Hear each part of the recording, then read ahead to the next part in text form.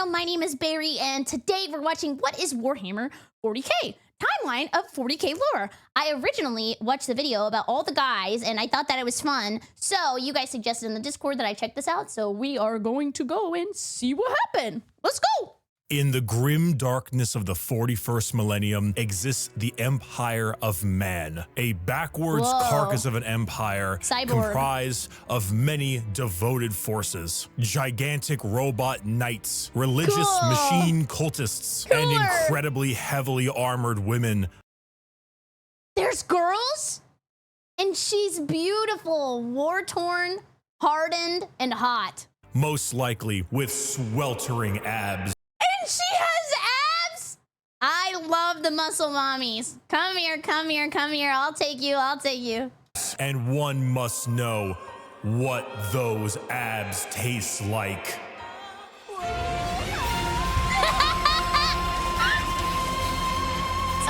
six-pack!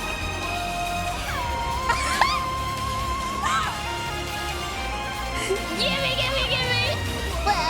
My Gamer Sups flavor is here. Holy Sweet base! Six-pack has arrived. A delicious and refreshing cherry pineapple blend. Whoa! Play the sound. Cherry pineapple, it's like I'm eating the sunscreen off their abs. Oh my god, it's like a mouthful of banana boats.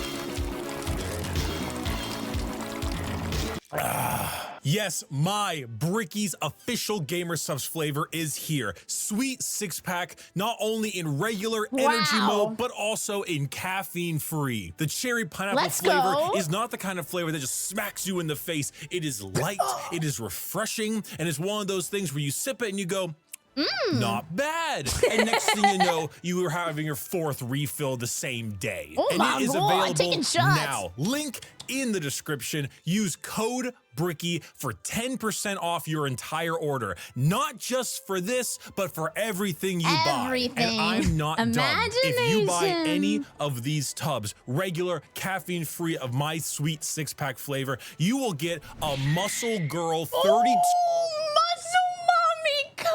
Oh my god! TV going to LA Fitness, you're her witness. 2-ounce shaker completely for free. There are only a couple thousand of those shakers, so get it while supplies lasts. I cannot believe we finally have this, but I told everyone, like, once you find out the flavor, you'll be like, yeah, that tracks, and damn straight does it track. Sweet six-pack available now. Code Bricky, link in the description. Okay. Chug, chug, chug, chug. I don't know. Do people get to pick their own flavors, like, from anything, or do they have to pick from a set predetermined flavors? That's a good question. I don't know. I haven't people haven't, like, used my code enough to be able to know that, but if I ever sell enough, I'll be able to tell you. I'll ask.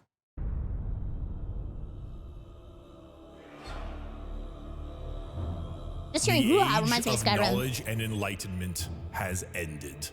What happened? The age of darkness has begun. Normally that's the fun time. Everybody take out your notes. Roughly 60 million years ago, there existed aliens. Yeah! And these aliens lived short, painful lives. They belonged to radiation-stricken worlds and often died of various cancers before the age of 30. I forgot this was Warhammer, and then I was immediately hit with despair and destruction and sadness for every creature, and I remembered it was Warhammer. Aliens, the Nekron tier, looked up to the stars and found extreme beings of real power. Beings with the ability to create life. See, but that's awesome because they live such sad, short lives that they look up and hope that there's something else that they can look forward to.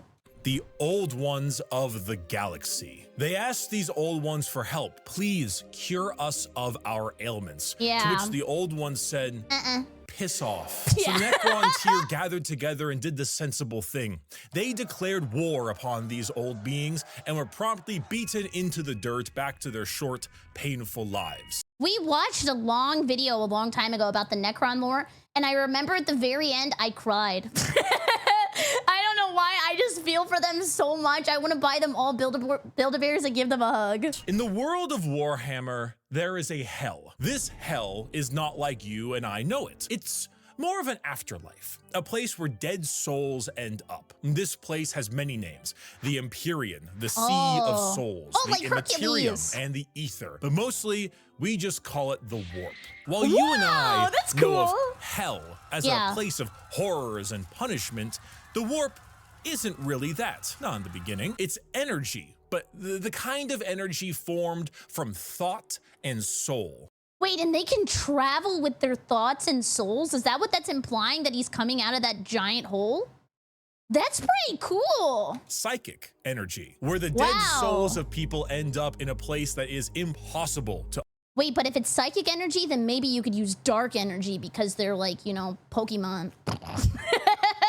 Super effective. Understand. No laws of reality exist. Like, time is merely a suggestion, and it is not something that can be braved easily. The Warp would be like sailing the ocean in a pirate movie. To jump from your ship would be certain death. To stay in the sea for too long on your boat probably be crazy. Could drive a man mad. Yeah. And there are many dangerous things lurking in those depths. Yet, the sea is not evil. It's simply energy.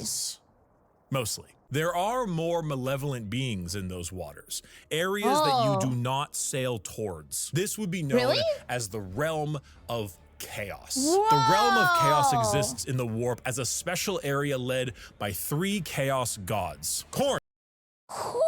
Wait, so it's kind of like the big dog in hell with the 3 heads. The god of combat, murder, and the god of freaks on a leash. And slaughter, with a pile of skulls taken in his name. Zerich, god of change, mystery, and deceit. A confusing paradox of lies. That's cool. Like, a lot of people are scared of change, so to have like somebody who represents that rule over this is cool. Schemes and sorceries. And Nurgle, god of rot, pestilence, and Genshin impact. All things rot. If he's the god of Genshin Impact, I'm really scared. And my wallet's even more scared. In the end. And Grandfather Nurgle is waiting for you with open arms. These gods ruled their respective realm in the Warp, sending their many followers against each other in the great game to be the most powerful of all the gods. Cool. So the Warp exists. Hell is real, parallel to our galaxy, with the realm of chaos and its gods fighting for control. But I like the armor. It's like there Daedric are armor. also gods of real space, gods of the normal world too. They're called Catan, and they eat stars. Do they settle? Think God stays in heaven because he too lives in fear of what he's created? These star gods saw the plight of our poor Nekron tier and how the old ones cast them aside and said, you know what? You guys want immortality? Yes, yes, yes! We will make it happen. We are the gods of the tangible. This art style is so cool. It really reminds me of like Magic the Gathering cards. Of real space, we can give you a cure. Like so then they Johannes ate all their Voss. souls. And turned them into robotic automaton, feasting on their souls and leaving a hollow shell of an intelligence left that is technically immortal. With the power. And they're like totally taken out of their feelings too. Like they were feeling hopeless. And then they were like, okay, well, if you feel hopeless, then just enjoy feeling nothing. The end. Power of an entire species' souls, they turned their new robotic slaves on the old ones and hunted them to extinction. The Nekron tier, now the soulless, undying Nekrons, got their wish at the price of their souls. I don't think I'd want to be undying. Count the number of kind gods on an amputated hand. With time, the selfish star gods turned on each other, fighting one another for more chances at glory and power. With this, the leader of the Necrons, Zerich, the Silent King, the man who doomed his species when he accepted this deal, waited, planned, bide his time until this is when they go night-night or like me, right? He seized the perfect moment and turned his legions of undead citizens against the star gods. Gods cannot not be yet. killed, but they can Or be some color. broken. So Zerich broke the star gods into thousands of pieces and locked them away in vaults, taking their free will away as they did to them, and sealed them away as basically Pokemon to be used as weapons in the future. Who's that Pokemon? It's Pikachu! Pikachu! It's the Void Dragon. How'd that baby know that was the Void Dragon? Zerich then, with his perfect memory, exiled himself for his sins, flying out to the darkness between galaxies to atone for what he had done. This Oh yeah, they become like Duracell batteries, right? That's kind of crazy. entire situation, the genocide of the Old Ones and the rebellion of Zerich, will go down in history as the War in Heaven. Cool It is the name. most brutal war the galaxy has ever seen and ever will see. This was a conflict that took an entire galaxy-spanning species and pitted them against gods that ate stars. The Necrons, rather crippled from, you know, the War in Heaven, decide to go to sleep in Yeah, this is gigantic tomb me. worlds on various planets until the upstart species of the galaxy died out. And so turns out when you have a war that lasts tens, hundreds of thousands of years Yeah, a and lot of involves the genociding of multiple species, the old ones of the galaxy, and the consumption of souls from an entire race, Yeah. the warp gets a little wacky. I never thought about the warp. Wow, it's crazy how everything is like interconnected. You know, if you had a kiddie pool and it was nice and calm, Corn is over there splashing about, so you don't really go in that direction. Nurgle has explosive diarrhea, so you don't really go in that direction either. Ew. Honestly, that's the perfect name for him. When I hear it, I can see him in my head. But you can still kind of get in the pool. Baby The pool's shark. still fine. Turns out when you add a couple trillion souls to that kiddie pool, it'll make the waves a little more turbulent. And turns out a lot of them like to pick a side, Nurgle, Tzeentch, or Corn. So the once calmer warp, the once relaxing kiddie pool has now been bloated. A million years of war will certainly make Corn, god of murder and slaughter, more Yeah. powerful. A million years of war will probably make Tzeentch, god of deception and change, So they like late game scale pretty hard. It's such like gamer talk, but like the more people that die, like the stronger they get. Wow, they're kind of like unstoppable forces. a little more powerful. And good God, a million years of war will make Nurgle, god of decay, oh, just the tiniest bit more powerful. Now, Cool. entering that kiddie pool is no longer fun, it's dangerous. Yeah. The warp is now a problem. Hell is resembling hell a lot closer to what we imagined it originally. The Sea of Souls and the Realm of Chaos are now intertwined. So who else to brave the galaxy than a species that won't need to deal with that? The age of the Eldar. The Eldar I like that are sound. space elves. They have a lot of the traits that you probably think of Whoa, look at how like cyber they look. Like Project Space Elf. when you think of elves. Tall, slender, pointy ears, bit more androgynous looking, no matter what Cool. DeviantArt will tell you. And How do you know I was a DeviantArt kid? I have seen a lot of elves on DeviantArt. And a lot of them without clothes on.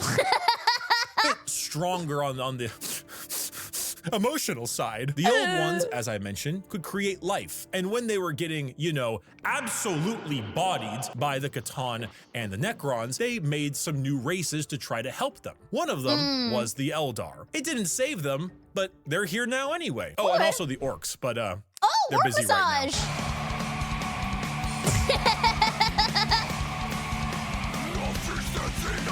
The Eldar are a particularly psychically powerful race. So they Oh. were really adept at being able to handle the new turbulent warp of chaos. Wait, yeah, so that can they use the power of the warp if they're psychic abilities? Some things seem really OP. But I also think it's interesting how throughout the story, every time I say that's OP, another like group of people comes up and I go, well, that's OP.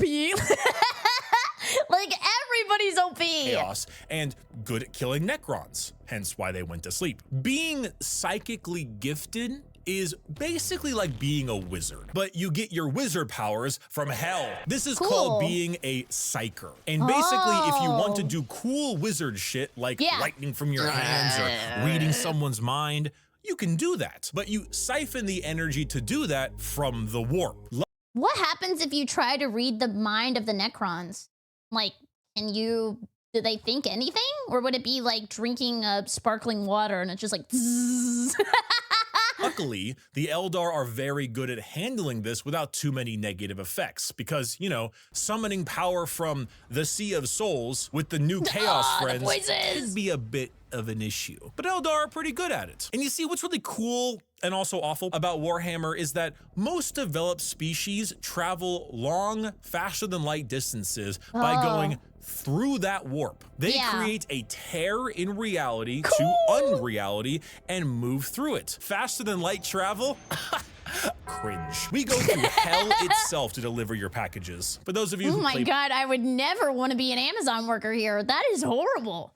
Like, that's the worst job you could have. Minecraft, you know how the nether is like a pocket dimension? So moving 10 spaces in the nether is actually moving something like 1,000 in the real world. Minecraft. That's basically what warp travel is. Just much like in the nether, there are a lot of things that want to kill you. The Eldar found a way to do so in between War and Hammer, realities. Flint and Not Steel. regular reality, not the warp, something else. A purgatory of sorts. Whoa. A fabricated psychic realm that allowed them to travel without fearing the negative effects of the warp. The Eldar were the perfect fit for the new galaxy. So they have their own highway? And they took it with open arms and pointy ears. The empire of the Eldar spread everywhere, and it spread all the way until now, the 21st century. They invented toll roads. No way they got the Florida Sun Pass. That's right. While you were watching NPC streams on TikTok, the space elves were ruling the galaxy, and they did so for quite a long period of time. The 21st century came and went. Humanity grew and grew, all under the nose of their elf overlords. At this time, humans advanced, your classic sci-fi style way. We began to expand, colonize our solar system, terraformed our planets, created new and more powerful machines and starships. The age of Terra, also known as Earth, but we call it Terra here, was here, and existed between the 21st century all the way until the 15th millennia. Not much is known about this time. The first movie, Event Horizon, is about a ship that traveled through the warp and came back without mine protection. That seems fun. Not much all the way until the 15th millennia. Not much is known about this time. Not much needs to be known. Humanity grew up, sought the stars. It's classic. Then came the years between 15,000 and 25,000. This is a very weird comment, but I like his mask or his face. He looks like an angry frog. The age of technology, or to some, the dark age of technology. This is when humanity reached a new apex of technological understanding. When you we got think too of close to the sci-fi, sun. there's a lot of things you can think of. Star Trek, maybe Star Wars style. You can go cyberpunk dystopian. The age of technology was deep sci-fi, like a scientific prowess that fringed on magic. This is also when the first ever psychers began showing up in humanity. Individuals with the genetic mutation to be able to access the warp, and then because of that, travel through it. Wait, so they're just born like that? It's RNG Gamba? What a lottery ticket! Humanity was no longer constricted to their early ways of travel. With warp travel, they could go anywhere in the galaxy. They equipped ships with gigantic AI machines, with everything you would ever need to know about mankind, and sent them out on colony ships to expand their influence across the galaxy. And this was truly the golden age of humanity. And with every golden... Oh, hell no! Not this golden age, please, please, please, you're reminding me. Age, there is a fall. While the new human upstarts of the galaxy were reaching new levels of technology and prowess, Eldar were engaging in Debauchery. They haven't canned bread. debauchery. Debauchery. What happens when a species has everything? You can produce unlimited food out of nothing. So they have like Spy Kids microwaves that produce cheeseburger? I always wanted one of those when I was a kid. Your need for farmers and workers, gone. You have dominated the stars and have there's created a nothing fast left to travel do. system that doesn't rely on the dangers of the warp.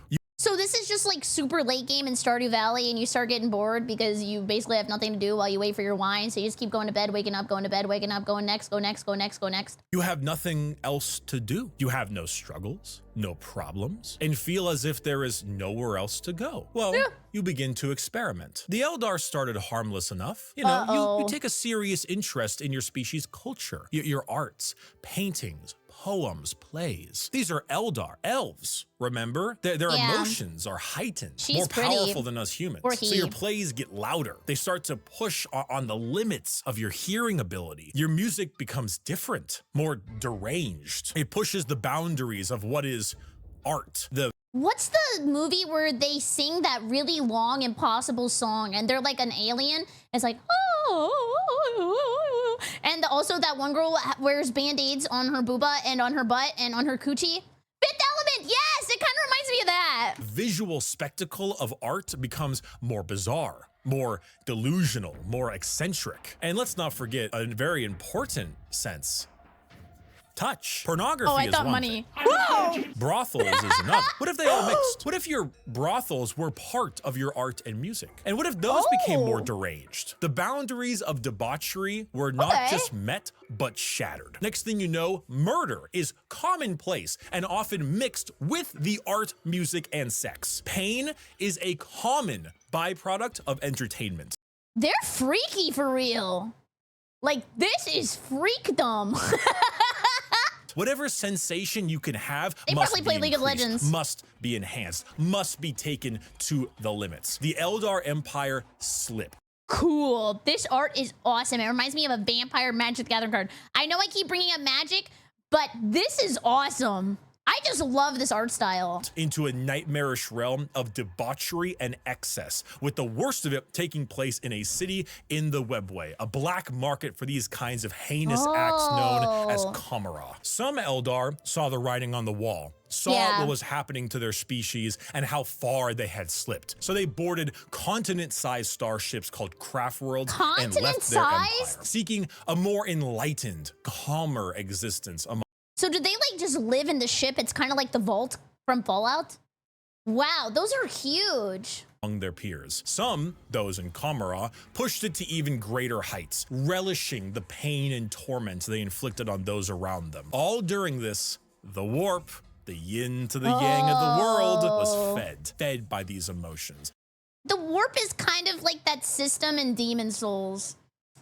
What's the name of it where you have to make sure that everything is like good and bad together? It kind of reminds me of that, and you kind of just have to balance it out and not be too crazy, but also not be too good, because you know you can't have good without knowing evil. By the psychic power of the Eldar, by the souls taken in these depraved acts on a galactic scale, and just like that, Eldar ended. Slanesh, the fourth chaos god, was birthed into existence and consumed the souls of 90% of the Eldar population. Those that fled were spared the worst of it, and those in the Webway and Comra were able to stave off the pull of Slanesh so long as they continued to commit horrid acts of torture and violence. Oh my god, wait, they turned evil real quick. I mean, I guess evil. Nobody here is very nice. Like, I feel like I asked this last time we watched a Warhammer video, but is there anybody who's just like nice guy, volunteers at the animal shelter, donates to charity, compliments women? No. The majority of the Eldar, their empire died with Slanesh's birth. The new fourth chaos god. Ooh, it's like the cycle of life. Thirsts, the god of unspeakable excess of pleasure, pain, hedonism, and perfection had been born. With the fall of the Eldar Empire came the ruin of humanity. Slanesh's birth sent storms in the warp across the galaxy, making travel between star systems impossible. Coupled with a huge classic AI rebellion, as a staple in these sci-fi settings, humanity began to suffer the age of strife. Now, planets that relied on intergalactic travel were completely cut off. Long-range messages, normally sent through the warp, were snuffed out. If you were a planet that was great at mining stuff, but couldn't get food, well, You know that movie about the rugby players in the mountains? Oh. So they have like no trade lines anymore, no communication with each other. You just live with what you got and that's it. And basically whoever has the most resources lives the longest. Whoa, that's scary. Like imagine just one day there was no internet, no phone, no video games. You're just done.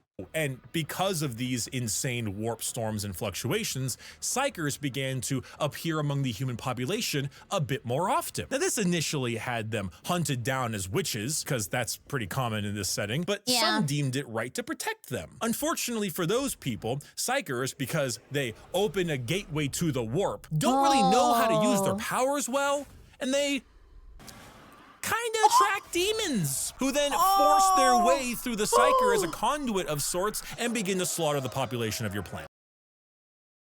Wait, so winning the lottery was actually bad because that $5 million house you bought has property taxes?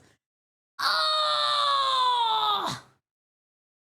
The Age of Strife was a catastrophic period of time for humanity and set back their progress tenfold over the not one, not two, but 5,000 year period. During this time, the age of humanity that we know began to form. Worlds equipped with large mechs for agriculture began to equip them with weapons to defend from alien and demonic invaders. Over 5,000 years, this became a custom and tradition, dubbing them as Night Iron Lords, Golem in a feudal Minecraft. society of honor-bound knights in gigantic robots that uphold the chivalric code to defend their worlds and honor. A group of individuals on Mars, after radioactively bombing their planet to become inhospitable to human life, ran their entire lives underground on the few life support systems keeping them alive. Those technicians who could work on the machines and keep them operational were revered, and over 5,000 years went from skilled members of society to full-blown priests. Cool!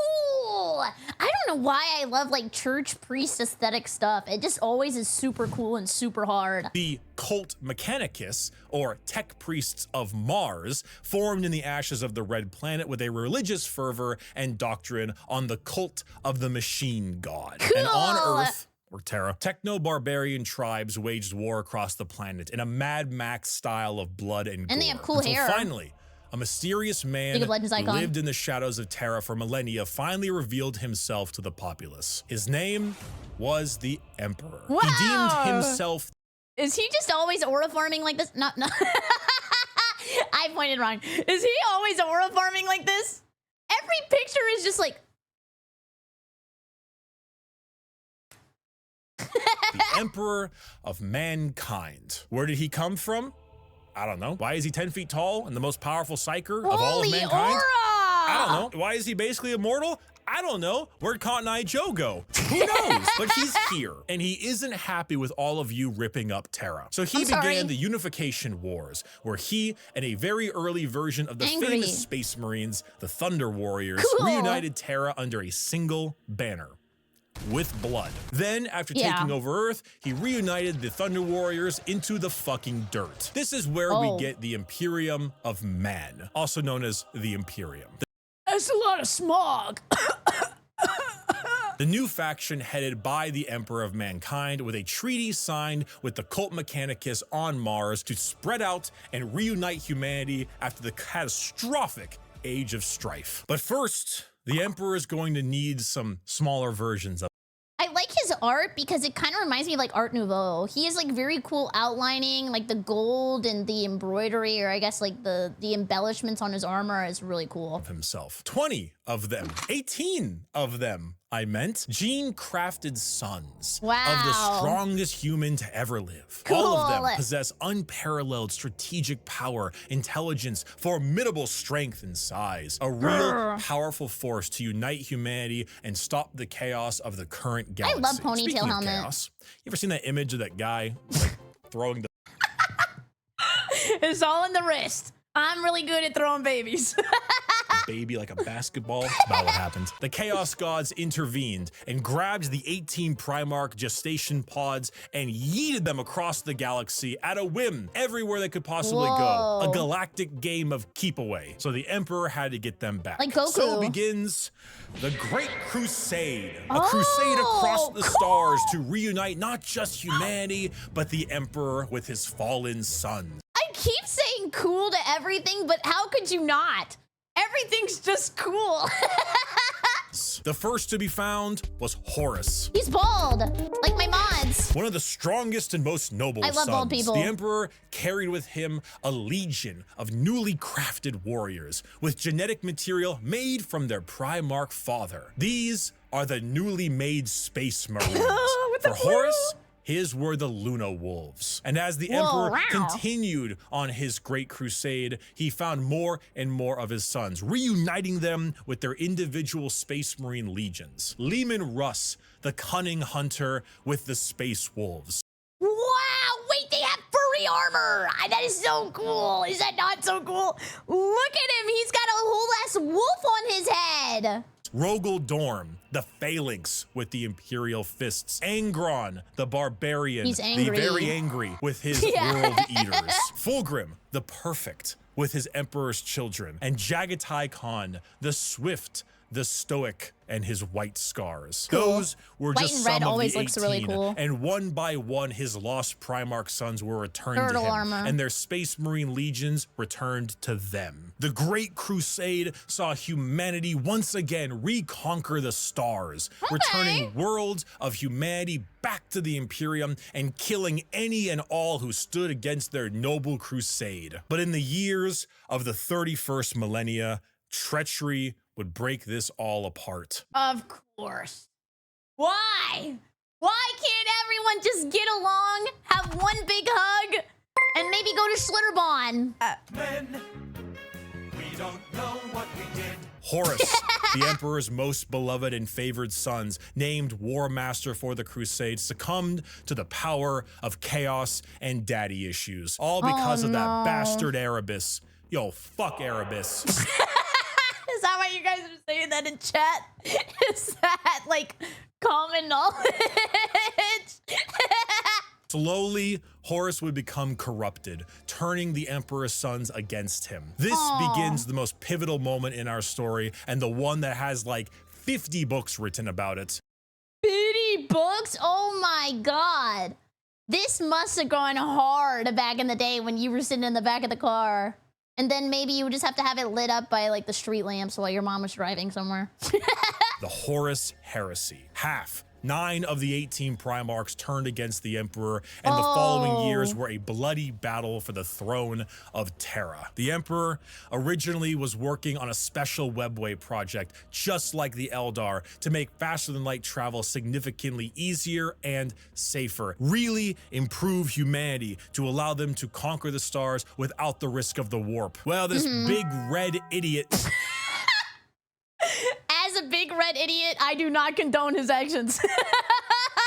named Magnus kind of blew a hole into that, literally and figuratively. So Biggie over there is stuck on a gigantic golden throne, holding back the oncoming rush of demons and powering the Astronomicon. Basically a big North Star for people who are sailing in the warp to help them navigate. The Horus Heresy. It's kind of like a lighthouse, I guess. So you saw many loyalist and traitor legions pitted against each other in a bloody war until it reached Terra itself. Horus, unable to break through the lines and with time running out, made a gambit and opened his ship up to be boarded. The Emperor took this challenge, quickly allowing someone else to take control of the throne as he teleported his way onto Horus's flagship, the Vengeful Spirit. Cool name though, Vengeful Spirit. They probably be writing songs about that. Drinking, not getting scurvy. The Emperor, unable to truly kill his most beloved son, changed his mind right quick when Horus strangled the life out of his other son, Sanguinius. No! Wait, he's a vampire, right? Because like sanguine blood combo, Magic the Gathering. I don't know. Oh no! I'm sure you've seen this image at some point. The Emperor then said, cool. "I'm not gonna sugarcoat it," and proceeded to psychically blast Horus into complete oblivion, killing not only his body, but also his soul. Horribly wounded from this duel, the Emperor is returned to the Golden Throne in order to keep the demons at bay and power the Astronomicon. Because I think maybe I could do that. I just sit on my butt all day anyway. I know he's doing more than that. I know he's doing more than that. without it, humanity would be flying blind. There he sits, slowly dying from Whoa! Wait, how long does he live? They have to keep him alive, so they just keep pumping him with technology and hoping that he just doesn't fall? That is so hardcore. Wow. At that point, he's not even like a person. He's just like an entity of like hope for everyone. his wounds and the strain of powering the Golden Throne. Wow, he's there for 10,000 years. He sacrificed everything for everyone, and I can't imagine that this is good. Wow, what a gamer, what a hero. The only thing keeping him alive is feeding upon the souls of 1,000 psychers every... What? I just gassed him up and he's eating babies! Guys, I need to listen to the entire lore before I start yapping! single day. This was 10,000 years ago. We are now in the 41st millennium, modern day. Warhammer 40,000. Wow! I'm sorry, I just like title drop. I'm sorry. The Emperor remains on his throne. The Imperium is a rotting carcass of an empire, a fascist, xenophobic cult that worships the Emperor as a deity despite him never wanting to be seen as a god. Over the span of 1 million worlds, the ecclesiarchy, the church of the Emperor, is spread throughout. Yeah, wait, isn't being a psyker kind of like a gamba? Like, not everybody gets to be one. How are there so many to feed him that much? Where are they all coming from? Do they have like a spawner? Has nobody torched that up?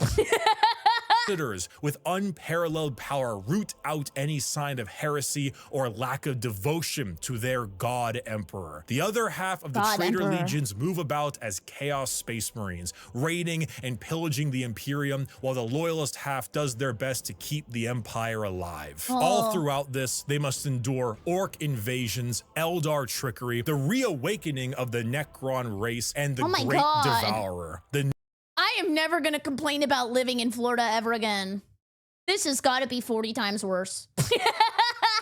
Newest tyrannid threat from the darkness between galaxies that has arrived to feast on their worlds. The theme of Warhammer 40,000 is regression and intolerance. Every major faction in Warhammer has had an empire that spanned the galaxy only to be crushed back to a hollow shell of what they once were due to their own failings. Yeah, they get like too close to the sun and then they have to start all the way over. Culture, the arts, personal freedom, religious tolerance, the simple possibility that alien life might not want to kill us is considered heretical and is often met with a pistol to the head. There is no time for these things. All there is time for is worship of the God Emperor and a million wars to be fought. To be a human in the 41st Oh, a little louder? Yeah, I can do that. Here, like here.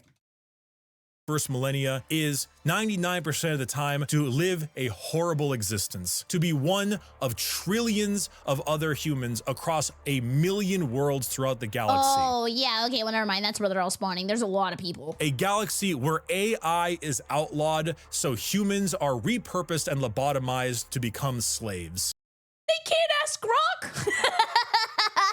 A place where lack of devotion is met with death. And if you even have devotion, there is a good chance the threats to the galaxy, chaos, and aliens will kill you anyway. Yeah, Warhammer is a world where you revel in being bad. There are protagonists, there are antagonists, but every faction is some shade of evil. Because playing the bad guys is always more fun. And my friend, you have a selection. So pick up that las gun soldier soldier, you and the other 3 million men and women in this single deployment on this single world in this single battle will now show them the might of the God Emperor. That weapon in your hands has killed 99% of the alien populations in this galaxy. Unfortunately for you, soldier, you're fighting the final 1%. May the Emperor be with us. Glory to the first man to die, for in the grim darkness of the far future,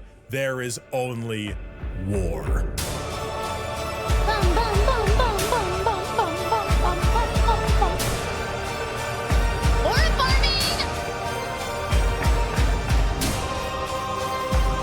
Cool, look at this. This is so badass.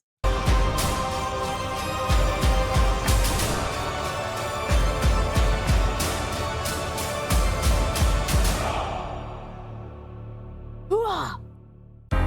Now I want to punch somebody. Anybody in chat want to get punched? Thank you, everyone. I hope I have helped teach you about Warhammer. If you are a brand new person and you want to get a bit more about the world, there are multiple books that do a great job at showing off how the entire universe operates. For the most part, Warhammer is a setting, and often stories are told in that setting with a Warhammer coat of paint. Gaunt's Ghosts is Band of Brothers, but Warhammer. It's honestly one of my #1 recommendations for new people. Assassinorum Kingmaker is an assassin novel involving those night worlds.